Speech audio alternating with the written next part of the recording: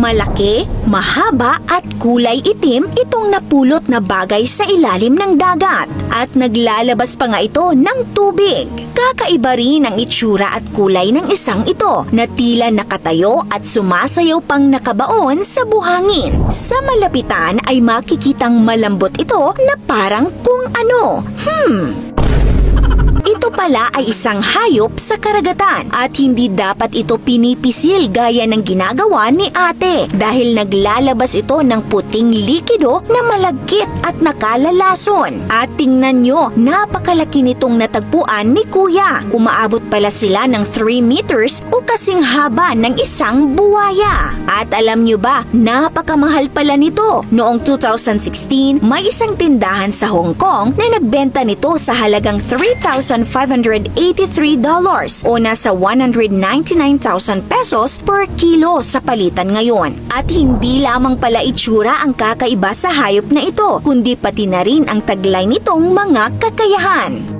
Ito ang Holothuridia o mas kilala sa tawag na sea cucumber. Sa kabila ng pangalan nito ay hindi ito isang gulay o prutas. Tinawag itong sea cucumber dahil sa itsura nitong kahawig ng pipino. Mayroon itong nasa 1,200 species at kamag-anak nito ang mga starfish at sea urchin. Makikita sila malapit sa seafloor sa lahat ng karagatan sa mundo. May iba't ibang kulay ng sea cucumbers, gaya ng brown, red, orange at iba pa. Ang ilang species pa nga nito ay bioluminescent o umiilaw sa dilim. May karaniwan itong haba na 2 to 200 centimeters at kapal na 1 to 20 centimeters. Ngunit may species din na mas malaki pa sa karaniwan, gaya ng malaahas na Synapta maculata na ito na di umano'y umaabot ng 3 meters. At alam nyo ba na walang mata at utak ang sea cucumber? Pero may kakaiba silang paraan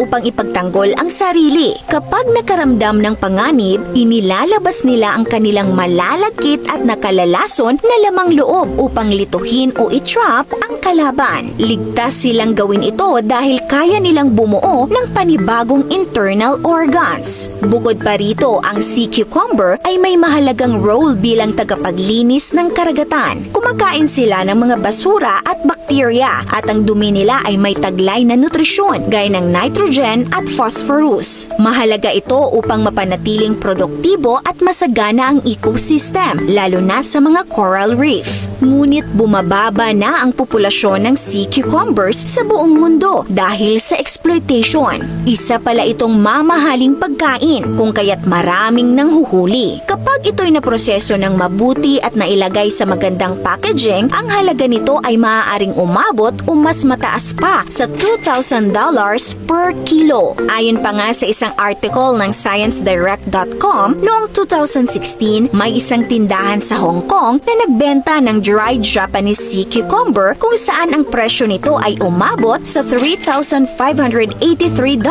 o nasa 199,000 pesos per kilo sa palitan ngayon. Sikat itong delicacy sa mga Asian country gaya ng China, Hong Kong at Taiwan. Maging dito sa Pilipinas ay naluluto itong kinilaw at adobo. Mayroon ding healing properties ang sea cucumbers at matagal nang ginagamit bilang tradisyonal na gamot sa China para sa mga sakit na gaya ng arthritis at cancer. Sa medisina man, hapagkainan o sa ilalim ng karagatan, tunay na espesyal pala ang ambag ng kakaibang nilalang na ito sa mundo.